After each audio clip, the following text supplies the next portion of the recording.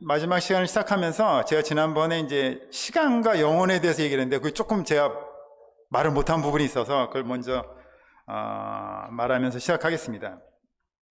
제가 영원이라는 게 eternity가 영원은 시간 밖이다. 그래서 뭐 이렇게 물통을 제가 이렇게 보는 것도 이제 보여드렸는데 하나 또 아셔야 될 건 뭐냐면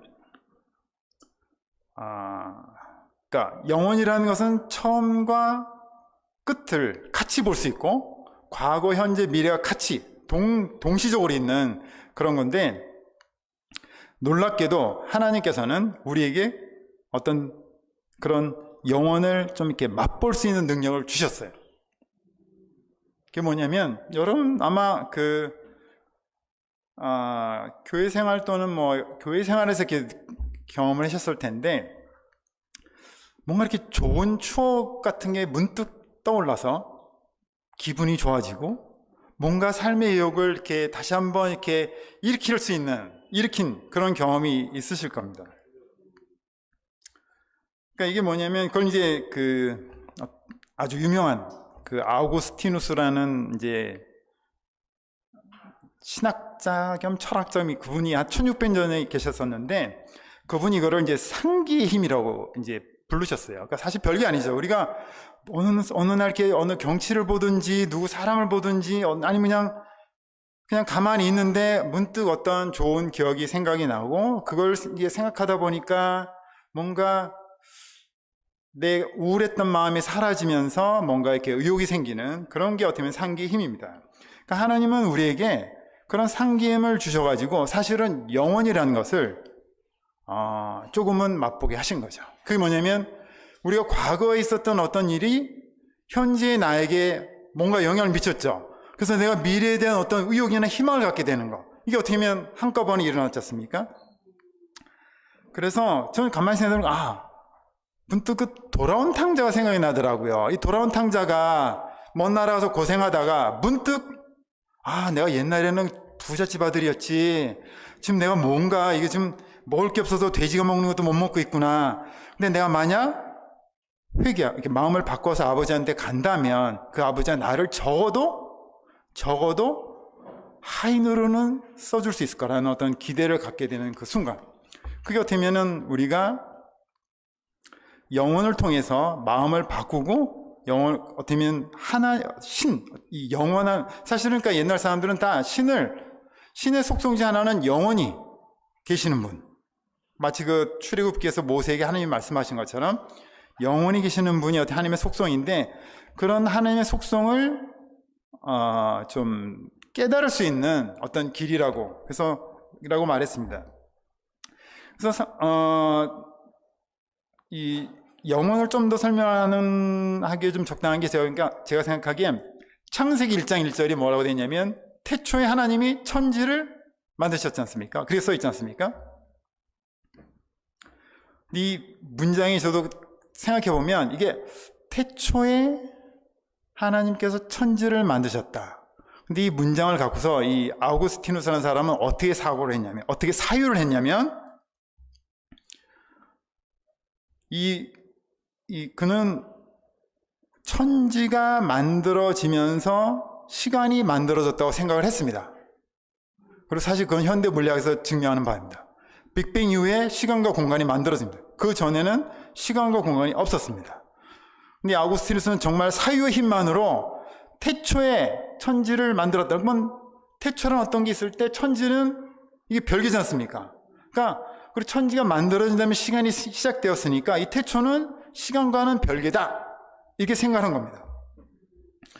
어쩌면은 시간 밖의 시간이라는 것이 사실은 태초라고도 볼 수 있고 어쩌면 이런 점에서 신이 영원하신 분, 그러니까 시간 속에서 무한히 계시는 것이 아니라 시간 밖에서 이 세계를 초월한 존재라는 것을 우리가 좀 이렇게 알 수 있는데 또 하나 좀 이렇게 영혼을 또 좀 이렇게 맛볼 수 있는 또 하나 예는 뭐냐면 빛이 빠르지 않습니까? 근데 혹시 여러분 아인슈타인의 상대성 이론에 따르면 우리가 속도가 점점 빨라지면 시간이 느려진다는 건 혹시 들으셨죠? 어디선가? 예를 들어서 태양에서 지구까지 빛이 이제 태양빛이 오는데 한 8분, 19초, 20초 정도 걸린다고 하더라고요. 근데 그 빛이 이렇게 딱 왔는데 우리가 만약에 우리 지구에서 보면은 태양빛이 거리를 했을 때 뭐 빛의 속도를 계산해 가지고 이제 8분, 19초, 20초면 온다 이런 걸 알지만 막상 그 태양에서 떠난 그 광자한테 한번 물어보면 야, 너 태양에서 지구까지 오는데 얼마나 시간 걸렸어? 물어보면 광자가 뭐라고 대답하겠습니까? 시간 하나도 안 걸렸다고 말할 겁니다. 왜냐면 빛에서는 속도가 멈춥니다. 상대성 이론입니다. 빛에서는 속도가 멈춥니다. 속도가 빨라질수록 속도가 점점 느려지다가 빛의 속도가 되면 시간이 정지됩니다. 나 0초 만에 왔어. 그 광자 입장에서는 시간이 흐르지 않는 겁니다. 그래서 그런 걸 조금 생각하시면 여러분이 성경에서 어떤 면에서는 이제 예수님은 신적 존재이시기 때문에 그분이 어떤 말씀하셨을 때 이게 뭐 어떻게 보면 막 뒤죽박죽, 사실 계시록도 그런 면이 있죠. 이렇게 좀 제가 지난번 7지장이라는 것이 같은 어떤 현상을 보고 이제 이렇게 여러 각도에서 이렇게 다양하게 본 것이다 이렇게 말을 했는데 사실은 그 가만히 보면 이건 분명히 좀 시차가 있을 수 있지 않을까. 분명히 시차가 인간적인 기준에서 있어야 되죠. 논리적으로는. 하지만 이거를 단양 짬뽕 시켜 놓은 것은 어쩌면은 이 요한이 이제 하늘나라 올라가서 어떤 어떤 천국의 입장에서 어떤 사건들을 이렇게 표현하다 보니까 그렇게 됐다고 하더라고요. 제 말은 아니고 책에서 읽은 얘기입니다. 그래서 여러분이 하여튼 그 영혼이라는 것을 좀 이렇게 그래도 성경을 보실 때, 우리가 이렇게 실생활에서는 항상 시간에 쫓기고 뭐 이렇게 하지만 영혼이라는 것이 있다는 것을 좀 생각하시면서 또 성경에서는 그런 부분이 이렇게 좀 나타나고 있다는 것을 생각하시면서 보시면 좋겠습니다. 그 지난번 이렇게 마치고서 제가 이제 집에 가다가 그 집사람한테 한번 물어봤습니다. 혹시 뭐 당신은 궁금한 거 없어? 계시랬더니 그 말 하더라. 가만히 생각. 우리는 죽으면 어떻게 되냐고. 지금 죽으면. 왜냐면 제가 그때 뭐 도식적으로 한다 해서 뭐 이게 교회 시대가 있고 우리 라우디게아 교회 시대인데 이제 휴고가 있고 대환란이 닥치고 대환란이 끝나면 이제 천년왕국이 오고 천년왕국 다음에 이제 새 하늘과 새 땅. 근데 그 중간에 부활이 사실은 몇 번 있습니다. 이 좀 또 뭐 그냥 여러분들은 그냥 부활이 뭐 한 여러 번 있으니까 여러분한테는 좋은 겁니다. 그죠? 기회가 부활할 기회가 많으니까. 그냥 일단 집사람의 질문은 뭐였냐면 우리가 지금 죽으면 어떻게 되지? 언제 부활하지? 이 도식적으로 만든 이 순서상에서 부활할 수 있는 경우는 첫 번째는 휴고. 대환란이 오기 전에 한번 이제 부활이 있고, 그 다음에 천년왕국이 시작하기 전에 또 부활이 있습니다. 천년왕국이 끝날 때도 최후의 심판이 있습니다. 그때 또 부활이 있습니다. 그래서 저도 이게 혼동이 돼서 좀 가만히 따져보니까 이렇게 지금 어떻게 여러분들께 제자의 마음으로 이렇게 사시는 여러분들은 첫 휴고 때, 그러니까 교회가 이 세상에서 이렇게 사라질 때, 예수님이 도둑같이 오셔서 싹 데려가실 때, 그때 여러분들은 뭐 살아있으시면 그때 올라가시는 거고, 만약 돌아가셨다 하면 그때 부활해서 이렇게 예수님과 같이 올라가시면 됩니다.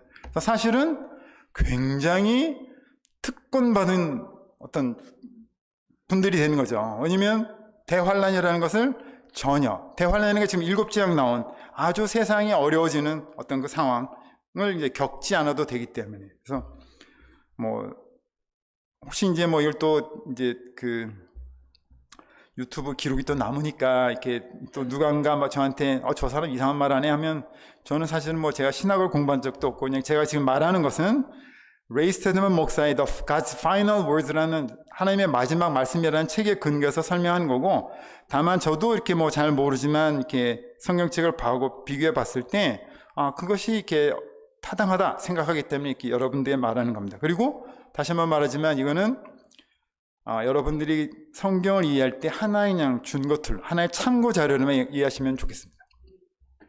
자, 그러면 오늘 주제가 새 예루살렘인데 이걸 시작하겠습니다. 여러분 그 얼마 전에 그 영화 기생충이라는 게 굉장히 막 엄청 뭐 거의 다 보셨겠죠? 저도 봤습니다. 봤는데 이제 영화를 안 본 사람이 누군가한테 그 기생충이라는 게 도대체 무슨 영화야 이렇게 딱 물어봤을 때 그 대답하는 사람이 거기 나오는 세트장 그 양옥집이 진짜 멋있어. 유리창이 정말 통창이야. 해서 정원이 다 보여. 그리고 짜파구리가 나오는데 맞습니까? 짜파구리가? 짜파구리만. 하여튼 짜파구리가 나오는데 그걸 내가 집에서 해 먹어보니까 정말 맛있어. 이렇게 대답을 한다면 그 영화가 어떤 영화 이렇게 물어본 사람이 만족하겠습니까? 아니 스토리 이게 무슨 뭐에 대한 영화인지 좀 말해주는 게 중요하지. 거기 무슨 세트니 무슨 먹을 거 나오는 게 그게 사실은 굉장히 인상적일 수는 있지만 그게 사실은 그 영화를 만든 누구죠? 봉준호 감독도 의도한 바가 아닐 거고 또 그걸 이렇게 상을 주는 어떤 그런 미국 그런데 협회에서도 아니 그걸 보고서 상을 주지는 않았겠죠. 어떻게 보면 저는 이렇게 보니까 이게 정말 빈부격차 지금 우리나라 우리나라뿐만 아니라 전 세계가 겪고 있는 빈부격차의 문제를 사회적인 문제를 굉장히 어떻게 보면 좀 시니컬 풍자적으로 날카롭게 풍자한 거죠. 풍자했기 때문에 사실은 그 영화를 보는 사람은 이게 뭔가 정치 가면은 저런 문제가 좀 심각하구나. 일반 사람들은 저런 거를 좀 위해서 뭔가 나서는 사람을 국회의원을 뽑아줘야겠다. 대통령을 이런 생각을 하게 만들려고 또는 그렇게 하는 것이 어떻게 보면 정상적입니다. 마찬가지로 우리에게 요한계시록을 볼 때 거기 좀 사실은 특별한 것들이 많이 나오죠. 좀 다른 성경에서 잘 안 나오는 또는 어떤 이상한 생물도 나오고 이상한 장면들도 나오고 하는데 여러분이 아셔야 될 것은 스토리가 중요합니다. 왜 요한계시록이 써 있는지를 그것이 중요합니다. 거기 무슨 특별한 그런 것들이 무슨 정말 짜파구리 같은 것이 나왔다고 거기에 이렇게 혹하시면 안 되고 정말 중요한 것이 뭔지를 이렇게 좀 보시면 좋겠습니다. 그런 점에서 굉장히 좀 여러분들이 보셔야 될 게 뭐냐면 제가 이제 7교회 끝나고 이제 4장부터 이제 22장까지 하려고 하는데 거기서 가장 많이 나오는 이 주인공 영화의 그 기생충의 주인공은 누구라고 봐야 되나? 하여튼 뭐든지 주인공이 좀 중요하지 않습니까? 그죠? 그리고 주인공이 가장 많이 등장을 하죠. 그래야지 주인공이죠. 이 요한계시록의 주인공이 누굽니까? 맞습니다. 여러분 잘 보시면 4장부터 이렇게 22장까지 보면 예수님이 군데군데 등장하십니다. 군데군데. 근데 그 등장하는 모습이 사실은 놀라운 것이 우리가 이제 복음 선하리에 보면 예수님은 굉장히 사랑이 많으시고 아픈 사람 고쳐주시고 이렇게 힘은 있으나 이렇게 전혀 힘을 안 쓰고 이렇게 약한 모습으로 이제 십자가의 처형을 받으시고 다만 놀랍게 부활하시고 근데 이 뒷부분에 나오는 이 예수님의 모습은 사실 그렇지 않아요. 처음 등장 때도 여러분 보셨겠지만 1장에서 입에서 정말 칼이 나오고 정말 불타는 눈에 하여튼 왕관도 엄청나게 많으시고 여러분들 이렇게 계시록 뒷부분 보시면 이렇게 예수님이 다양한 어떤 모습 하지만 다 공통점은 뭐냐면 엄청난 모습, 엄청나게 힘있고 권위가 있고 능력 있는 그런 모습으로 등장하시거든요. 그래서 요한계시록의 주인공을 놓치지 마셔야 됩니다. 이거 엉뚱한 무슨 용, 두짐승 이런 데 여러분의 관심을 둘 것이 아니라 예수님이 이렇게 등장하시는구나. 여기서 이렇게 이렇게 해결하시는구나. 그런 것을 이렇게 여러분이 중점적으로 보셨으면 좋겠습니다. 자, 하여튼 주인공 얘기를 했고 그 밖에 나오는 이제 등장인물을 제가 한 명 한 명씩 좀 소개를 해보겠습니다. 용이 나와요. 용은 사탄입니다. 사탄. 여러분에게 설명도 돼 있지만 근데 저는 왜 용을 사탄으로 이렇게 했을까? 이게 좀 이건 제 개인적인 얘기지만 동서양의 약간 어떤 문화적인 차이가 좀 있다는 생각이 드는 것이 여러분 서울의 경복궁의 근정전이라 왕이 앉는 용상 그 위에 천장 보십시오. 거기 용이 그려진 용이. 그리고 중국 가서 이렇게 참 가보지는 않았지만 거기도 보면 용이 딱 그려져 있거든요. 그래서 사실은 서양의 게임에 보면 용 나오는데 보면 불 나오고 무슨 날개 달리고 이런 그 용들이 나오는데 그건 사실 동양 용하고 다르거든요. 아무튼 용은 굉장히 좀 서양에서는 나쁘게 보나 봅니다. 그래서 하여튼 그리고 사실은 이 용을 어떤 때는 큰 뱀이라고 합니다. 그게 저는 맞다고 생각합니다. 큰 뱀. 에덴 동산에서 이브를 유혹했던 뱀. 그게 어떻게 보면 이제 사탄이죠. 그래서 용은 그 사탄입니다. 그 다음에 이제 두 짐승을 설명하기 전에 제가 이걸 빼먹었는데, 이거는 그냥 기본으로, 이건 뭐 제가 그 책에서 본 내용이고, 이게 어떻게 보면 뭐 성경을 연구한 사람들이 말하는 거니까 어느 정도 믿을 만한 것 같은데, 이 요한계시록에 땅이 나옵니다. 그러니까 두 짐승도 하나는 이제 땅에서, 바다에서 나오고 하나는 땅에서 나왔지 않습니까? 근데 바다와 땅은 뭘 상징하냐면, 바다는 이렇게 좀 보면 불안하죠. 이방인입니다. 이방인. 땅은 상대적으로 안정적이죠. 유대인, 이스라엘. 그래서 그 두 짐승 중에 한 명은 이제 바다에서 나오는데, 어떻게 보면은 그 짐승은 막 뭐 뿔도 뭐 10개인가 머리가 7개인가 해서 뭐 이렇게 좀 복잡한, 해서 어떻게 보면 이거는 이방에서 일어난 어떤 제국을 상징한다고 봅니다. 그래서 사실은 뭐 그 유럽에서 이제 뭐 유럽 공동체, 뭐 유럽 연합 이렇게 막 만들어지고 했을 때 사실은 좀 사람들이 좀 그런 걸 좀 혹시 그 요한계시록에 나오는 그 짐승이 등장하는 거 아닌가 뭐 말을 했는데, 그거는 뭐 두고 봐야 될 일이고, 일단 기본적으로 땅은 유대인, 이스라엘, 그 다음에 바다는 그 이방인을 뜻한다고, 상징한다고 보시면 되고요. 또 하나 이제 해, 달, 별이 이제 하늘의 큰 어떤 빛나는 세 가지 존재들인데, 그거는 나무도 사실은 경우에 따라 나무도 이제 그런데, 이것들은 뭔가 사람을 뜻한다고 봅니다. 그러니까 좀 뛰어난 사람들, 뭔가 영향력 있는 사람들. 그래서 그걸 보시면 이제 그런 걸 이제 배경으로 갖고 계시면 이제 뭔가 뭐 하늘에서 큰 별이 떨어졌습니다. 이건 사실은 문자적으로 정말 뭐 해성이 떨어지든 또는 뭐 운석이 떨어지든 그런 일이 생길 수도 있고, 아니면 상징적으로는 뭔가 어떤 높은 자리에 앉아 있는 지도자가 타락을 하는 거죠. 변신을 한다든가, 뭔가 마음을 확 바꾼다든가, 이런 것을 상징한다고도 볼 수 있습니다. 그래서 그 성경에 이제 어떤 나오는 비유들은 하나님 문자적으로 그냥 액면 그대로 그냥 어떤 현상을 말할 수도 있지만, 또 하나는 그것이 어떤 상징도 있다는 것, 두 가지 이게 좀 의미가 있다는 것을 좀 보시면서 이해하시면 좋겠습니다. 그 다음에 두 증인이 나오는 거 혹시 아시죠? 두 증인이 나와서 그 경난 시대, 대혼란 시대에 아주 놀라운 예수님의 특공대로서 많은 사람들, 그러니까 이스라엘 12지파에서 나온 14만 4천 명 특공대로서 많은 사람들을 전도하고, 또 그 많은 사람들이 그 대혼란기에도 적 그리스도가 있는 가운데서도 예수님을 믿는 어떤 많은 어떤 신자들이 생겨납니다. 그것이 어떻게 보면 나중에 보면 군데 어떻게 보면 하늘에서 엄청난 찬양을 하는 광경들이 나올 겁니다. 그 군중들이 어디서 왔느냐? 그런 14만 4천 명 또는 두 증인들이 이렇게 그 어려운 시기에 전도를 해서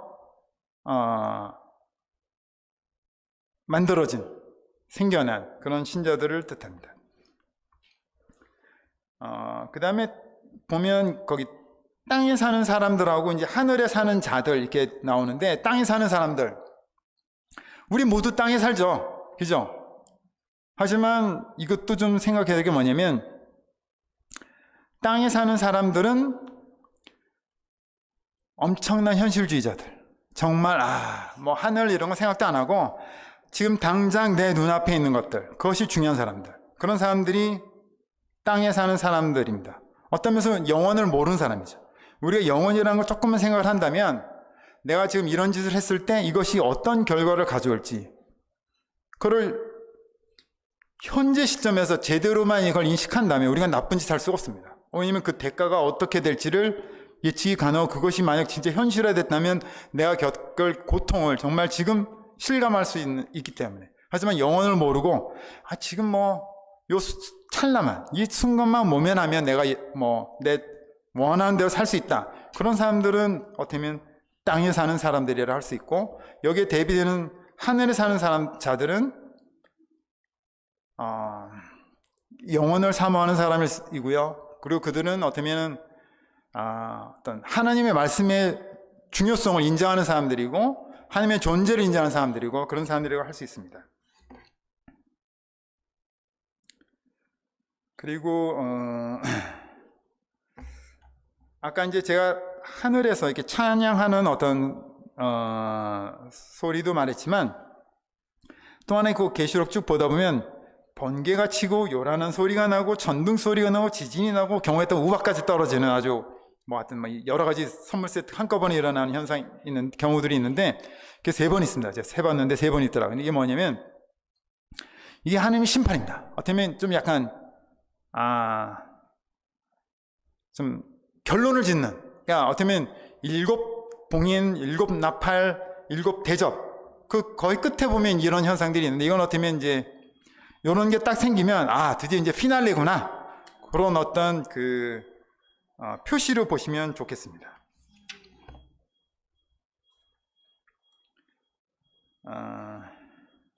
그리고 내 생물이나 24명의 장로들, 이런 내 기수 이런 것들은 그냥 4명의 어떤 특이한 생물들이나 24명의 장로들은 하여튼 하늘의 어떤 존재들로 이해하시면 될 것 같습니다. 하늘에도 그냥 하늘만 계시고 텅 빈 그런 곳이 아니라, 다 거기도 뭔가 하늘의 어떤 이런 것이 있나 봅니다. 저도 가보지 않아서 잘 모르겠지만 하여튼 그런 것 같습니다. 일단 이 계시록에 등장하는 인물들을 좀 살펴봤고요. 그 다음에 제가 이제 사건들을 조금 하나씩 보고 싶습니다.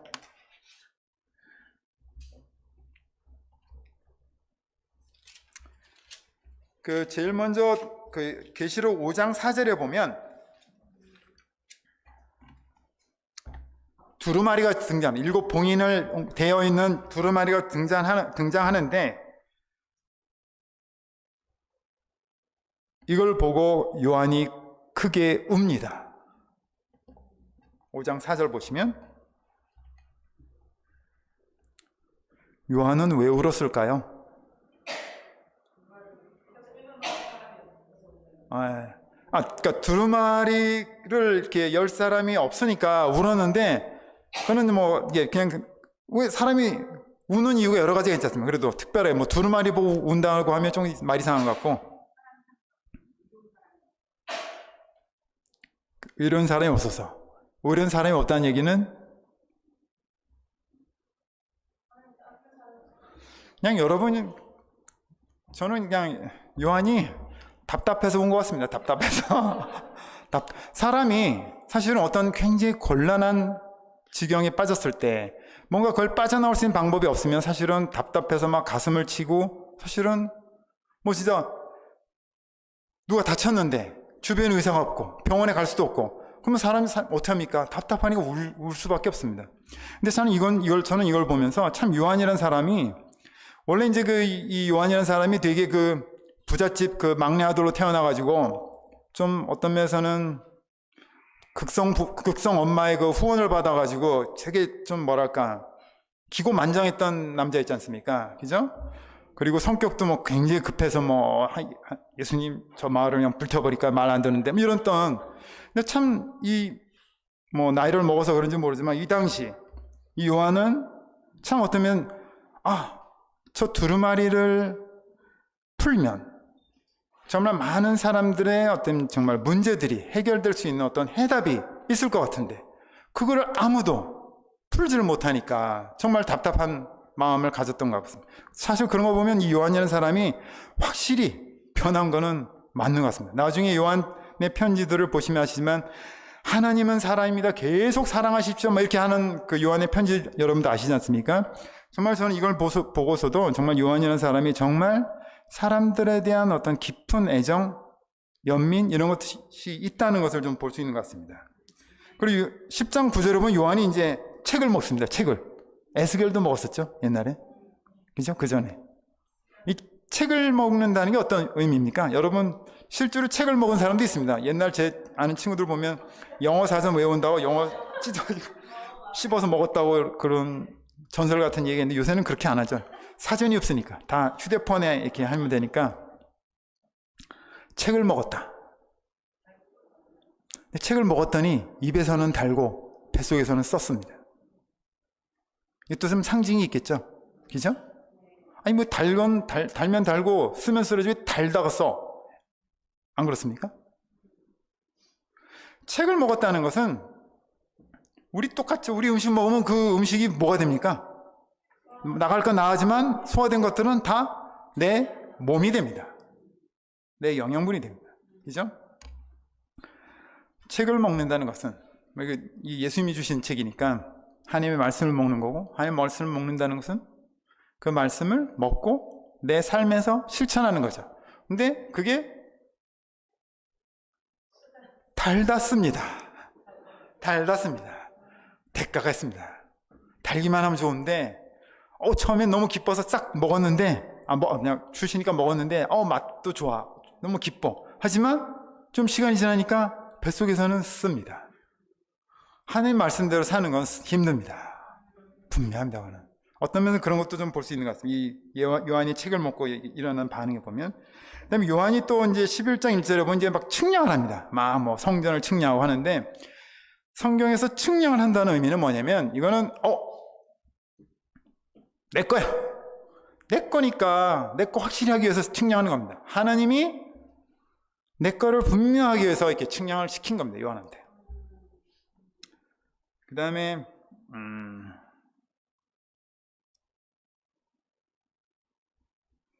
그 17장 6절에 보면 뭐 이렇게 뭐 그 바빌론이란 뭐 창녀 바빌론 이렇게 나오는데, 17장 6절에 보면은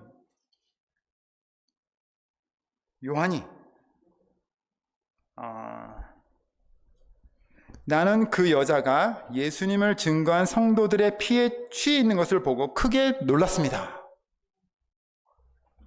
요한이 왜 놀랐을까요? 물론 누군가 이렇게 피에 취해 있는 모습 보면 너무 잔인해서 놀랄 수밖에 없습니다. 하지만 제가 설명한 이 여인이 지금 17장, 18장에 나오는 이 창녀 바빌론, 이 바빌론은 뭐 보시면 아시겠지만은 이게 로마에 기반을 둔 어떤 단체, 조직입니다. 종교적인 단체. 그래서 사실은 뭐 카톨릭으로 보여지죠. 왜냐면 뭐 확실하게 로마에 근거 있고, 그 다음에 그 카톨릭이 이제 어떤 뭐 이제 교황 체제 들어서고 그 이후에 중세 때 가졌던 어떤 영향력을 생각한다면, 하지만 그냥 지금의 카톨릭 다니는 사람은 다 뭐 바빌론이고 뭐 그런 여기 안 좋은 이런 창녀 이런 건가, 그 나쁜 여자인가,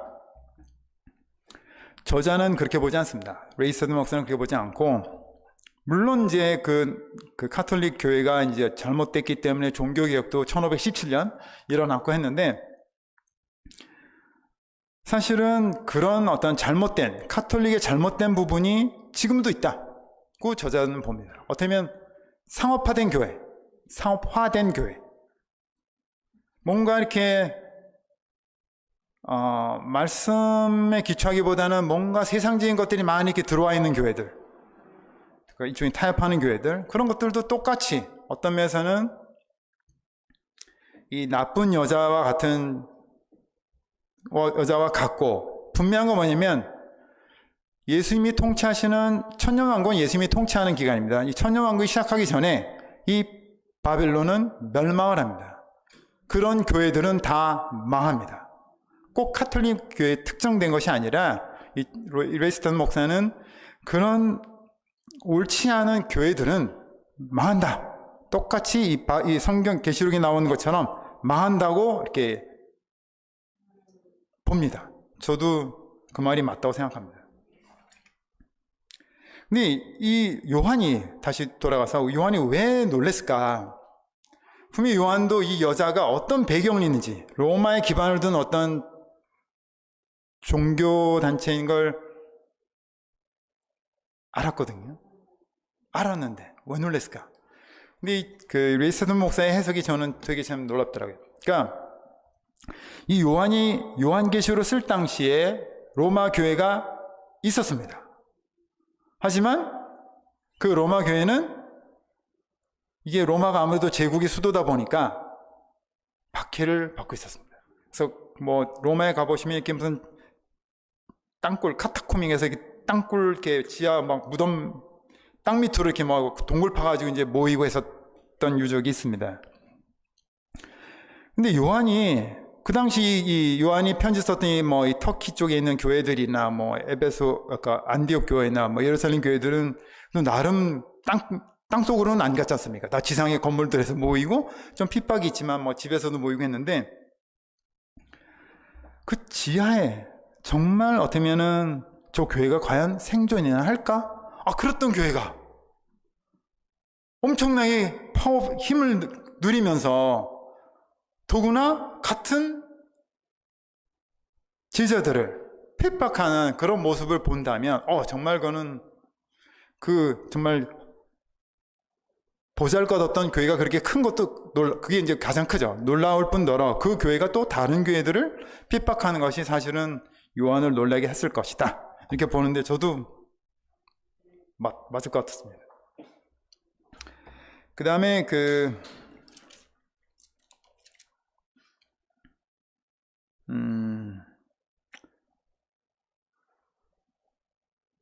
12장에 보면 이제 이 여자도 참 등장인물에 설명을 하네. 여자가 아이를 낳고 뭐 사막으로 도망가고 이런 일이 있습니다.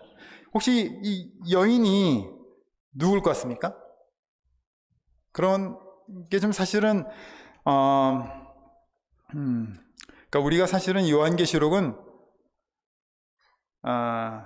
처음 교회 다니는 분, 지난번에 말했지만 처음 교회 다니는 분이 읽기에는 좀 어려운 책이고, 하지만 교회를 오랫동안 다닌 여러분 같은 경우는 조그만 어떤 힌트들을 다른 데서 다 찾을 수가 있습니다. 우리가 사실은 뭔가 좀 열심을 내지 못해서 그렇지 조금만 신경을 쓰고 마음을 다하면 이 여인이 어떤 여인일지, 저는 개인적으로 했던 여러분도 제가 이제 번역한 그 레이 스테드먼 목사만큼, 그리고 지금 이 앞에서 말한 저보다 훨씬 더 높은 수준으로 성경을 이해하실 수 있습니다.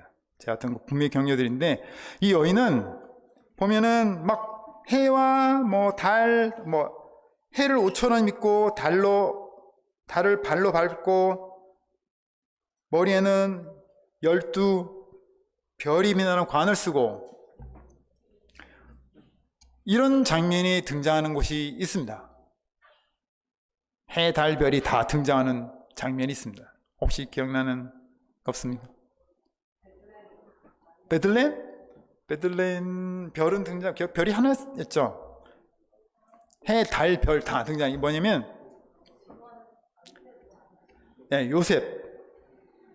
요셉의 꿈에 보면 나옵니다. 그죠?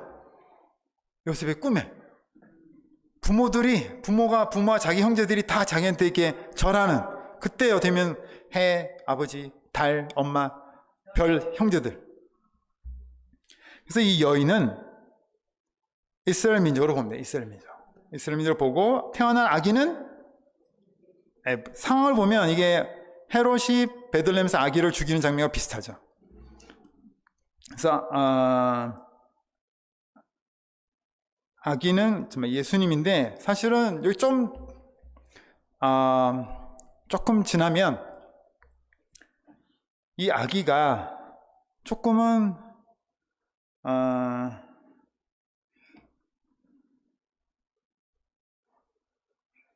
보시면 12장에 갑자기 그 아기는 하나님과 그분의 보좌에 있는 곳으로 들려 올려갔습니다. 휴거는 뭐냐면 정말 진정한 교회들이 예수님이 도둑같이 오셔서 싹 데리고 가는 거거든요.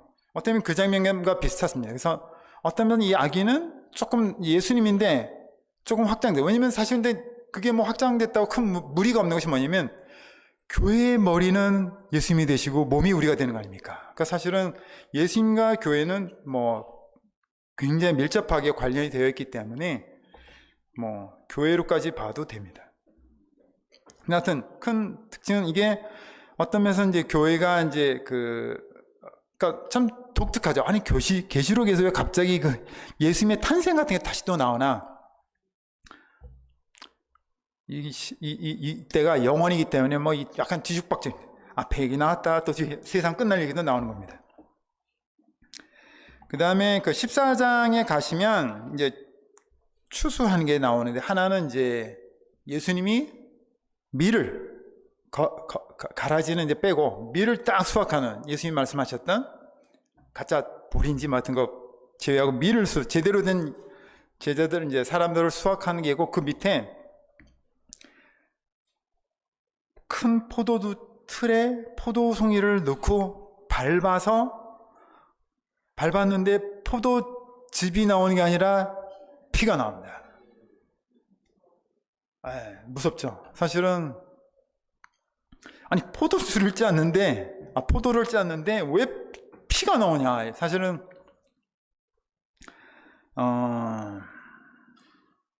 이거는 어떻게 이제 보냐면,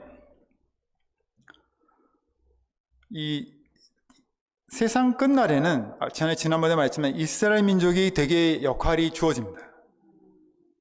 그 민족에서 정말 특공대도 나오고, 그 중에 뭐 물론 특공대도 나오지만 또 사실은 아까 땅에서 나온 그 짐승 적그리스도, 그 사람은 유대인으로 보는 거예요. 땅에서 나오기 때문에 적그리스도로 보는데, 그런 적그리스도도 나오지만 하나 이 하나님이 이 이스라엘 그 민족한테도 기회를 많이 줬지만 너희가 끝까지 고집을 피면 오케이, 본때를 보여주시는. 포도는 보통 아까 이제 땅을 유대인 이스라엘 민족을 했지만, 포도도 마찬가지로 이스라엘 민족을 상징하는 걸 봅니다. 그래서 이 포도주 틀에서 많은 피가 나온 것은, 보시면 일곱 재앙주에 보시면 하여튼 아마겟돈도 있죠. 그 다음에 뭐 유프라테스 강을 건너서 어마어마 2억 명의 병사들, 팔레스타인으로 왕창 몰려오는 엄청난 전쟁, 이가 있습니다. 어떻게 보면 사실은 그 피해를 톡톡이 어떻게 보면 이스라엘 민족이 당하는 거죠. 모르겠습니다. 홀로코스트 2차 세계대전 때 그것보다도 더 어떻게 보면 아주 극심한 피해를 어떻게 보면 이스라엘 민족이 당할 수도 있다. 어떤 그런 걸 상징하는 걸로 봅니다.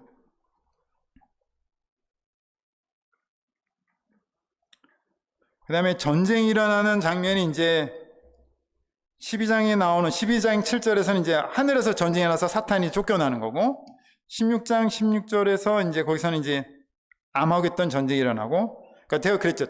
이 천년왕국, 이게 너무 도식적이긴 하지만 그냥 이거는 제가 여러분들 그냥 딱 그것만 이렇게, 교회 시대가 끝난 다음에 굉장히 어려운 시기가 온다. 하지만 내가 올바로 살면 나는 휴거라는 급행열차를 타고 싹 그 대환란을 피할 수 있다. 그 정도만 아시면 되고, 그거 하나. 두 번째 뭐냐면, 대환란 후에 예수님이 정말 통치하시는, 구약에서 그렇게 이사야가 막 사자 일이 막 말했고 막 사자가 풀을 먹는 그런 놀라운 천년왕국, 정말 평화로운 그런 천년왕국이 있고, 그 다음에 또 새 예루살렘이 있다. 그러니까 천년왕국과 새 예루살렘이 다르다.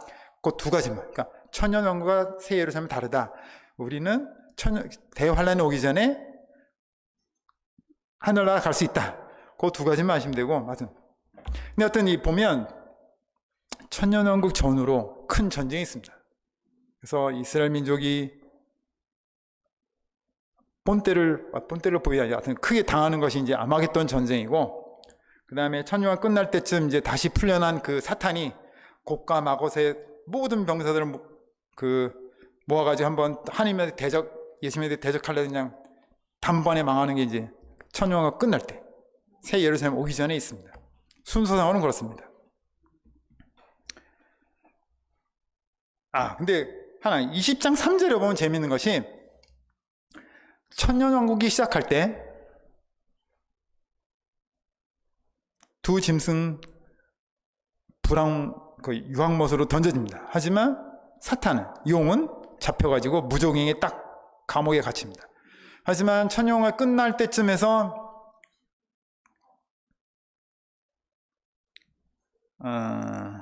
풀려납니다.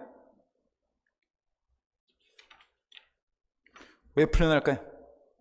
아니 처음부터 똑같이 두 짐승을 똑같이 이렇게 딱 집어넣으시지 왜 이걸 또 잠깐 넣어놨다 다시 또 풀려났을까? 물론 이제 우리가 하느님의 어떤 의도를 다 온전히 이해할 수는 없습니다. 하지만 이제 조금 이제 저는 이것도 이제 제가 번역한 책의 그 목사의 어떤 해석은 뭐냐면,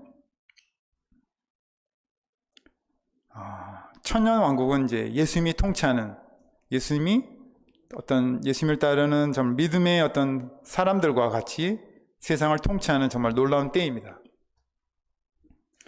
하지만 그때도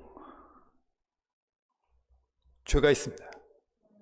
그때조차도 예수님이 통치하는 조차. 그래서 어쩌면 쇠막대기가 왜 예수님이 쇠막대기로 통치를 하시겠습니까? 죄가 없다면 쇠막대기 예수님도 필요 없습니다. 물론 예수님이 쇠막대기 없더라도 다른 놀라운 능력으로 사실은 사람들을 다 올바르게 이렇게 통치하실 수 있지만, 이 계시를 보면 예수님이 쇠막대기로 통치하십니다. 천년왕국을. 그리고 그때는 죽음도 아직 살아 있습니다. 죽음은 사탄과 함께 마지막에 이제 없어지는데, 이거는 이제 어떻게 이제 해석하냐면, 우리는 이제 사실은 뭘 잘못하면, 내가 뭘 잘못했다 그러면 제일 이제 변명거리로 제일 말하는 게 뭡니까? 남 탓입니다. 남 탓. 내가 뭐 잘하려고 그랬는데 뭐 집사람이 뭐 좀 이렇게 했었어요. 남편이 그랬어요. 자식이 그랬어요. 뭐 부모님이 그랬어요. 뭐 선생님이 그랬어요. 남 탓을 많이 합니다. 근데 보십시오. 천년왕국 중에 동안에는 두 짐승 없습니다. 적그리스 없습니다. 사탄은 감옥에 갇혔습니다. 핑계댈 거리가 없습니다. 핑계댈 거리가 없습니다. 그래서 어쩌면은 정말 이 사람, 우리 자유의지 있고, 자유의지를 사용해서 어쩌면 죄를 범하는 어떤 인간의 어떤 악한 본성을 확실하게 사람들이 알 수 있도록 하나님이 그렇게 하시지 않으셨을까, 이렇게 해석을 하는데 저도 뭐 타당한 것 같습니다. 그러니까 어떤 면에서는 우리가 이렇게 이때 이 곡과 마곳이 전쟁할 때 끼어드는 그 많은 인간들, 그 사람들은 정말 변명의 여지가 없습니다. 그건 내가 뭐 사탄의 꿰매에 빠졌어요? 그 전쟁에 나오는 건 사탄의 꿰매에 빠져 들어가긴 했지만, 그 천년왕국 중에 죄를 범하는 많은 사람들은 정말 자기가 선택해서 잘못하는 겁니다. 거기에 대해서는 사실은 뭐 변명을 할 수가 없을 겁니다. 그 다음에 19장 10절하고 22장 8절에 보면 요한이 막 하다 천사한테 경배를 한다. 그러니까 천사가 아유 왜 이러십니까? 저도 당신이랑 똑같은 처지예요. 하지 마세요. 오직 하나님만 경배하십시오. 이렇게 말하지 않습니까? 저는 이거 참, 이 두 번이 있었는데, 아니 요한은 바본가요? 똑같은 실수를 두 번이나 하지. 근데 이제 책의 해석은 뭐냐면, 이거는 요한이 두 번 했을 것 같지는 않다. 그렇지 않습니까? 한 번 이렇게 해서 말을 들었는데 똑같이 또 뒤 12장 보면 또 하는 걸로 나와 있는데, 이거는 그게 아니라 우리가 어떤 걸 강조할 때는 이제 반복해서 말하지 않습니까? 그러니까 강조다. 근데 강조해서 뭘 말하고 싶은지. 근데 저는 이것도 참 공감이 되는 것이 뭐냐면, 많은 사람들이, 사람들이 아니라 많은 교회에서, 특히 이단 이런 교회에서 말하는 게 뭐냐면, 계시, 뭔가 특별한 능력, 이런 것들을 어느 용도로 쓰냐면, 그걸 하는 그 사람을 높이는데, 그게 목사면 그 목사를 높이는데, 이거 하나님의 요한의 사도 요한과 같은 지위에 있는 자, 이런 어려운 말 쓰더라고요. 하여튼, 정말 특출한 잘하는 걸 자기를 드러내는데 씁니다. 하지만 이 천사는 말합니다. 요한한테 말하지만 어떤 면에서 우리 모두에게 계시록의 주인공이 예수님인 것처럼, 계시는 그 계시를 하는 사람을 높이기 위해서 주어지는 것이 아니라 하나님을 경배하도록, 결국은 하나님을 경배하도록 주어지는 겁니다. 우리가 그걸 분명히 알아야 됩니다. 그래서 어떻게 보면 많은 이단 교회들이 잘못하는 건 정말 이 성경 말씀 하나만, 이 천사의 말 이 하나만으로도 충분히 그것이 잘못됐다는 것을 알 수 있습니다. 정말 여러분들이 예배를 드리는 게 무슨 앞에 나오는 그분들의 많은 수고 당연히 인정하고 격려해 줘야 되지만, 우리가 예배나 또는 여러분들의 어떤 삶에서 이렇게 경배할 분, 숭배할 분, 특출한 자라고 이렇게 여길 분은 하나님밖에 없습니다. 예수님밖에 없다는 것을 아셨으면 좋겠습니다. 그리고 여기가 조금 설명이 필요할 것 같아요. 20장 보시면은 이제 천년왕국 뭐 제목 돼 있고 4절부터 6절까지를 제가 한번 읽어보겠습니다.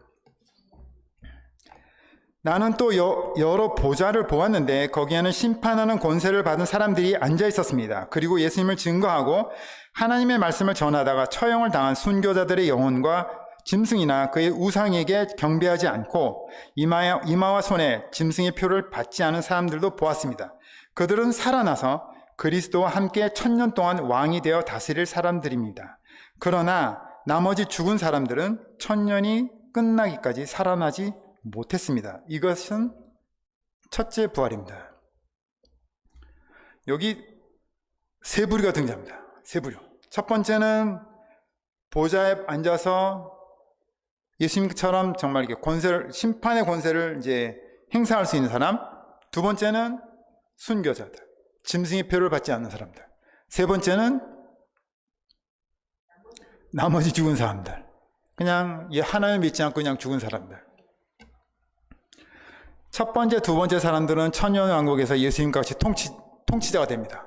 그게 어떻게 이 성경입니다. 그 첫 번째 사람들의 중에 우리가 낄 수 있습니다. 첫 번째 사람. 원래 예수님도 제자들을 전도여행 보내신 다음에 나중에 그 제자들이 12제자들이 왔을 때 너희들이 나중에 이스라엘 민족을 심판하는 보좌에 있을 거라고 말씀하셨거든요. 근데 이 계시록 앞장 그 두아디라 교회한테 하신 말씀 중에 뭐가 있냐면 2장 26절에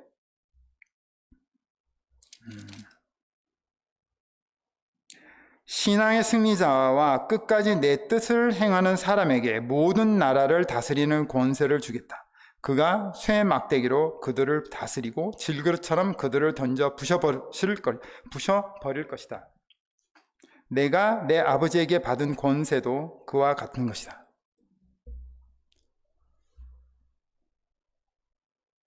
하나님의 뜻을 행하는 제자들은 이 두아들의 교회에 약속하신 예수님의 약속에 따라서 같이 천년왕국에서 권세를 누릴 수 있습니다. 모르겠습니다. 이런 권세를 누리는 것이 어떻게 보면 무슨 교회 다니는 목적이 무슨 내가 권세자가 되기 위해서 하는 거냐, 그런 의미는 아니고요. 그렇게 오해하지 마시고 어떤 면에서는 정말 이렇게 어떤 고난을 피하고 예수님과 굉장히 친밀한, 예수님과 같이 옆에 있을 수 있다. 사실 그게 특권의 지위죠. 그것만으로도 사실은 그렇게 이해하시면 좋겠는데, 하여튼 중요한 거는 우리가 우리의 어떤 믿음을 지키면 천년 왕국에서도 권세를 누릴 수 있다. 이것을 이렇게 아셨으면 좋겠습니다. 지금 일단 등장인물과 이제 그 사건들에 대해서 이제 얘기를 했고요. 이제 마무리 좀 들어가겠습니다. 이 계시록이 좀 특별한 점이 하나 중요한 걸 빼면 이걸 하면서 하겠네요. 계시록이 특별한 점이 이제 저는 사실은 너무 이렇게 많은 걸 얘기하는 것 같아서 여러분께 좀 미안하지만 그래도 그냥 중요한 것만 기억하시면 됩니다. 그 계시록 특별한 점을 세 가지를 이제 생각했습니다. 첫 번째가 뭐냐면 계시록에 많은 상징들이 있다. 이건 당연히 일반적인 특징이지만 제게 좀 특별한 것들은 뭐냐면 첫 번째는 이렇게 예수님이 명확하게 나는 하나님의 아들이다 딱 선언하셨습니다. 계시록에서는. 그게 2장 18절에 보시면 예수님이 자신을 소개하면서 나는 하나님의 아들이다 이렇게 설명을 합니다. 보통 예수님이 이제 사역하셨을 때는 네가 하나님의 아들이냐 하면 뭐 증거를 보여라 했을 때 성전을 허물어 이런 정도 하셨지, 나는 하나님의 아들이야 막 이렇게 대놓고 공개적으로 말씀은 안 하셨는데, 이 계시록에서는 공개적으로 하십니다. 나는 하나님의 아들이다. 그 다음에 또 특별한 게 뭐냐면 19장에 보시면 그 핸델의 메시아라는 그 아주 유명한 곡이 있습니다. 여러분도 한번 기회가 되시면 들어보셨으면 좋겠는데, 거의 마지막에 할렐루야 합창이 유명하지 않습니까? 근데 이 계시록에는 여러분 신약이 이 구약에는 할렐루야라는 말이 많이 나옵니다. 시편에도 할렐루야 나오는데 신약에는 안 나옵니다. 안 나오다가 이 계시록 19장에 갑자기 폭발하면서 나옵니다. 할렐루야, 할렐루야, 할렐루야. 6번인가 같은 나오는데, 정말 어떻게 보면은 진짜 할렐루야가 정말 이렇게 막 터져 나올 만한 어떤 모습들이 있죠. 왜냐면 이게 정말 최후의 승리지 않습니까? 최후의 심판이 있으면서, 사실 우린 최후의 심판만 기억할 것이 아니라 요한계시록은 최후의 승리가 있습니다. 다 그 두 짐승 용 다 그냥 싹, 거기다 죽음까지도 싹 없어지는 최후의 승리가 있습니다. 그래서 할렐루야가 있다. 다른 신약 성경에는 없습니다. 할렐루야 찾아보십시오. 없습니다. 세 번째, 구약에는 많은 예언들이 있습니다. 미래에 대한 예언들이 있습니다. 다니엘, 에스겔, 이사야. 근데 그 예언들은 어디까지만 예언했냐면 천년왕국까지밖에 안 했습니다. 예수님이 통치하시는, 어떤 면에서는 진짜 그 예수님이 계셨던 이스라엘, 그 사람들이 원했던 그 정치적, 로마에서 정치적 독립한 이스라엘, 그거는 예수님이 안 하셨지만 나중에 다윗의 후손인 정말 유대민족의 피를 받은 예수님이 세상을 통치합니다. 세상을. 천년왕국. 그러니까 사실은 그 더 큰 이제 어떤 유대인의 꿈이 이루어지는 어떤 시기를 예언을 했습니다. 하지만 그 천년왕국 뒤에 나오는 새 예루살렘, 여기에 대해서는 계시록밖에 없습니다. 계시록은 그래서 뒤편 2장이 다 이 새 예루살렘이 어떤 곳이고, 엄청난 보석과 하여튼 생명나무가 있고, 생명의 강이 흐르고, 엄청나게 거기 사는 사람들은 어떻게 살고, 이런 빛도 필요 없고 전등 필요 없고, 이런 얘기가 쭉 나오는 이유가, 많은 사람들이 정말 궁금해하는 천국에 대한 예언이 이 계시록에 있습니다. 이 새 예루살렘은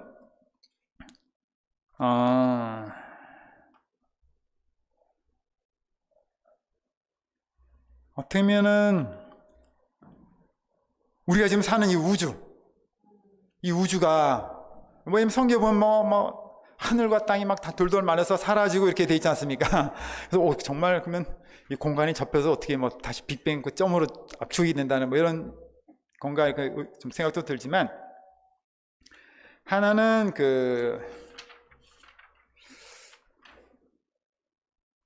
21장 5절에 보면 예수님이 이렇게 말씀합니다. 이제 내가 모든 것을 새롭게 한다. 모든 것을 새롭게 한다. 어디서 들어본 듯한 느낌 안 듭니까, 여러분? 모든 것을 새롭게 한다. 우리는 예수 그리스도에서 새로운 피조물입니다. 이런 고린도 성 같은 전서 후성에 나오는, 네, 맞습니다. 여러분들이 지금 세례를 받은 후에 여러분들은 보기에 거울을 보면 옛날이나 지금이나 저는 매일매일 이렇게 주름살이 늘어나기 때문에 달라지지만 비슷해 보이지 않습니까? 하지만 여러분들의 속사람은, 여러분들의 영혼은 새로워졌습니다. 그게 하나님의 약속입니다. 성령을 받았고 선물을 받았고, 계시록에서도 예수님이 나는 모든 것을 새롭게 한다. 그러니까 어쩌면 우리가 새 하늘, 새 땅, 그러면 정말 이게 지금 있는 하늘과 땅이 샥 다 사라지고 다시 새로운 우주가 좀 만들어지는가? 그렇게도 하실 수 있겠죠. 하나님이 마음만 먹으시면. 하지만 이제 이 책의 해석은 뭐냐면, 기존의 우주가 그대로 유지될 수도 있다. 다만 우리가 아는 어떤 우주의 법칙들, 예를 들면 중력의 법칙이 좀 바뀐다든지, 또는 열역학 1법칙, 2법칙이든지 그런 게 엔트로피 법칙이 좀 바뀌든지, 이런 뭔가 지금과는 좀 다른 형태. 그러니까 어떻게 보면 우리가 세례를 받으면서 새로운 어떤 피조물이 된 것처럼 어떤 최후의 승리가 되면서 이 전 우주가 예수님이 부활하시는 어쩌면 좀 분명히 뭔가 좀 형체가 좀 다른 형체를 가지셨지 않습니까? 그러니까 나타났다 사라졌다 그러시지 않으셨습니까? 그러니까 그런 것처럼 우리가 어떤 새로운 어떤 사람들의 어떤 죽음 같은 것도 정말 다 극복한, 그리고 정말 하나님과 옛날에는 모세만 하나님 얼굴을 봤지만 이제는 하나님과 면대면으로 막 얘기하고 바라보고 서로 뭐 이렇게 뭐 예수님하고 같이 뭐 노는 이런 어떤, 그게 사실 어떻게 보면 천국이죠. 천국은 그냥 이렇게 뭐 구름 위에서 맨날 음악 연주하고 뭐 맛있는 것만 먹고 그런 것이 천국이 아니라, 그것이 천국이 아니라 정말 하나님과 같이일 수 있는, 모세가 누렸던 그 특권을 그걸 나도 누릴 수 있는 그런 어떤, 그리고 정말 시간이 안 가는 영원, 그것을 어떻게 보면 이제 새 예루살렘이라고 할 수 있습니다. 그 천국에 대해서 예언하는 것이 계시록의 특별한 점이라 생각합니다. 이 계시록을 마치면서 사실은 이제 계시록 하면 우리가 항상 이제 뭐 끝날, 마지막 날, 사실 종말이라는 것 때문에 좀 두려운 마음을 갖게 됩니다. 사실 우리도, 인간도, 여러분도, 저도 우리는 사실 우리 어떤 삶의 끝은, 우리 마음은 영원의 시간을 좀 살려고 애쓸 수 있고 또 뭐 순간순간 살 수는 있을지 모르지만 분명 우리 몸은 영원의 시간을 살 수 없습니다. 다 계속 이제 뭐 하여튼 노화되고 있고 뭐 이렇게. 그래서 우리가 죽음을 이제 맞닥뜨리고 있습니다. 근데 뭐 철학자들이 이제 이 죽음을 대하는 인간들의 태도를 이제 크게 두 가지로 나눌 수 있다고 합니다. 첫 번째는 뭐냐면, 뭐 여러분도 죽음을 항상 좀 생각을 하십니까? 대단하신 분이고요. 보통은 망각합니다. 잊어먹습니다. 회피합니다. 쳐다보지 않습니다. 나랑 상관없는 걸로 봅니다. 왜냐? 내가 죽으면 뭐 그 이유는 나는 뭐 아무것도 생각하지 못할 때는 끝이니까, 없어지니까. 근데 하나 아셔야 될 거 뭐냐면, 계시록의 마지막 끝날, 그거는 어떤 뭐가 없어지고 사라지고 뭐 파국이 일어나 그런 게 아닙니다. 그죠? 영원으로 들어갑니다. 천국으로 들어가는 겁니다. 우리가 죽음 후에도 사실은 뭐 이렇게 어떤 그 천국이 있다는 것이 우리한테 굉장히 어떤 희망을 주죠. 근데 사람들은 그걸 이제 일단 죽음에 대해서 생각하면 죽음을 무시하거나 망각하는 게 첫 번째 한 가지 이제 태도고요. 또 한 가지 태도는, 이거는 이제 소수의 사람들만이 이제 갖는 태도인데 뭐냐면 죽음을 항상 의식하는 겁니다. 내가 지금 죽는다면, 사실 우리가 그 기준으로 한번 이렇게 그 잣대를 갖고 여러분들의 어떤 삶의 의사결정들을 한번 해보신다면 많은 의사결정이 좀 변할 겁니다. 그죠? 죽음이 어떤 건지 좀 알기 때문에. 이건 뭐 실존주의 철학자들이 말한 겁니다. 하여튼 죽음이란 것을 좀 이렇게 미래의 것으로 보지 말고 그걸 앞당겨서 지금 현재로 갖고 와서 그 의미를 좀 생각해보고, 그러면 네가 그 비본질적인 삶, 가식적인 삶들을 다 버리고 정말 네 삶에서 중요한 것들을 찾고 그걸 추구하고 그것에서 어떤 의미를 찾는 진정한 실존주의적인 삶을 살 수 있다. 실존적인 삶을 살 수 있다. 이런 주장을 하는데, 어쩌면 우리가 이렇게 그 계시록을 보면서 또 하나 생각할 게 뭐였냐면, 그래 뭐 대환란이 있고 천년왕국이 있고 그 다음에 하여튼 뭐 그도 천국이 있다. 그냥 뭐 그 희망 하나만 딱 생각하면 우리가 뭐 그냥 거기서 멈추고 그냥 편하게 살면 되죠. 그냥 매주 이제 교회 와서 예배 보고 성경 매일 읽고 기도하고 뭐 하고. 하지만 그것보다 좀 더 중요한 건 뭐냐면, 제가 이거 마치면서 여러분께 권하고 싶은 게 뭐냐면 마태복음 24장입니다. 마태복음 24장은 예수님이 미래에 대해서 예언한 부분입니다. 그래서 그 부분 읽어보시면 이 계시록은 그 예수님이 예언하신 그 부분을 좀 더 자세하게 등장인물까지 집어넣어서 영화로 만들어준 겁니다. 예수님은 쫙 읊으신 거고 말로, 그 요한은 그걸 영화로 만들어준 겁니다. 근데 거기서 예수님 말씀이 뭐냐면 깨어있으랍니다. 깨어있으라고. 현재 여러분들이 깨어있는 게 중요합니다. 종말 있고 이런 것들이 계시록은 말합니다. 종말 없습니다. 종말은 영원으로 가는 거기 때문에 어떤 우리가 생각하는 그런 종말 없고, 다만 어떤 큰 변화들이 있고 격변이 있는데 그 격변이 사실은 언제 일어날지 모르고 그것이 남의 일이 아니라 그냥 우리가 그냥 그냥 먼 미래 그냥 일로 그냥 이렇게 무시할 게 아니라 그게 만약 내일 온다면 나는 구원을 받더라도 내 옆에 있는 가족들, 내 친구들은 어떻게 되는 거지? 예수님이 말씀하셨어요. 두 사람 중에 한 명은 올라가 한 명은 그대로 있을 거라고. 그런 일이 정말 오늘 당장 일어나면 어떻게 될까? 그런 어떤 각성을 하고 정말 깨어있는 그런 행동이 좀 필요한 것 같습니다.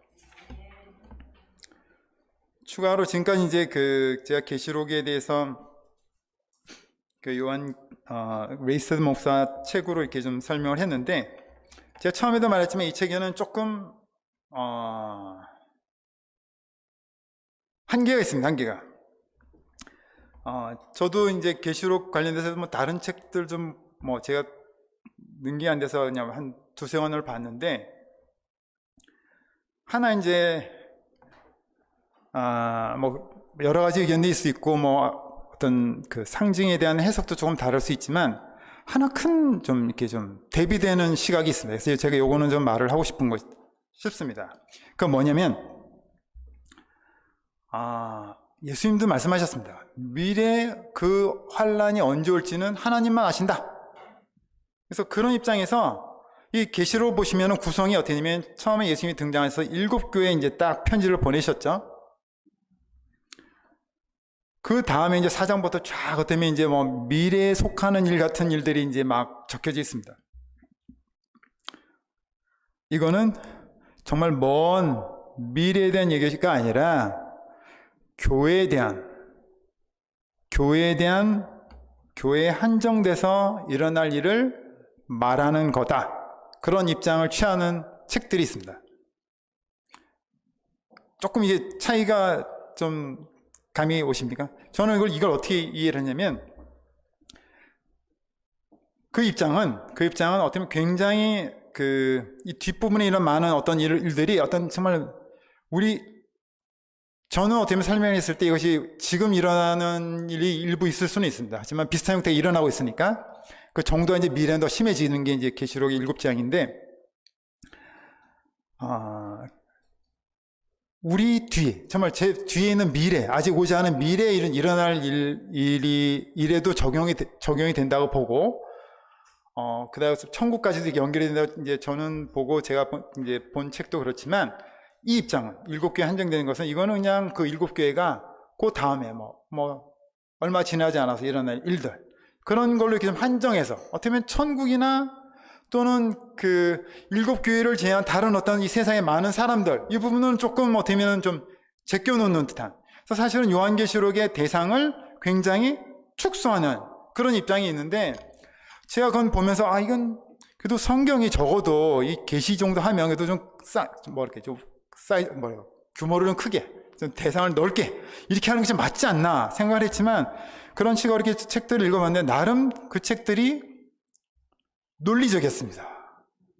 그래서 제가 이게 참 어떤 면에서는 우리가 이제 어설프게 아는 것이 어떤 면에서는 또 이렇게 좀 실수하는 어떤 계기가 될 수 있는 것처럼, 사실 여러분들이 무슨 혹시라도 이제 이건 제가 염려해서 말하지만, 계시록에 대해서 지금 제가 말한 많은 것들을 여러분들은 하여튼 분명히 참고하시고, 다만 여러분이 하여튼 좀 이렇게 묵상하시고 기도하시고 하시면 분명히 계시록을 여러분 나름대로 이해하실 수 있고, 그것도 중요한 뭐냐면, 그 기생충, 그 영화 자세한 장면 다 몰라도 됩니다. 그냥 그 기생충이라는 영화가 아카데미상을 받았어. 이건 대단한 겁니다. 권위가 있는 겁니다. 그죠? 그리고 그 영화는 그냥 짜파구리가 중요한 것이 아니라 지금 이 세상에 일어나는 빈부격차에 대해서 지적한 거야. 이것만 하나 아셔도 되거든요. 마찬가지로 이 계시록을 좀 그렇게 크게 중요한 것들 위주로 이렇게 이해하시면 좋겠고, 누군가 여러분에게 어떤 작은 부분을 갖고 와서 막 이렇게 하시면 그냥 됐다고 그러십시오. 그거 상대하지 마시고 그냥 이렇게 하시면 좋겠습니다. 그리고 여러분 나름대로 하여튼 분명히 계시록 마지막에 나오지만 예수님이 계속 말씀하십니다. 뒷부분에 나옵니다. 계시록 이거 잘 읽고 실천하면 너 복 받는다고. 여러분 복 받고 싶습니까? 그러면 계시록을 잘 보셔서 여러분 복 받으시기 바랍니다. 하여튼 그동안 이렇게 횡설수설하고 두서없이 말했는데도 여러분께 경청해서 감사하고, 하여튼 또 아까도 말씀 이런 부산교회 평신도에게도 이렇게 나와서 계시록 성경에 대해서 설명할 수 있는 기회를 주는 이 부산교회와 이렇게 목회자께 감사를 드리며 마치겠습니다.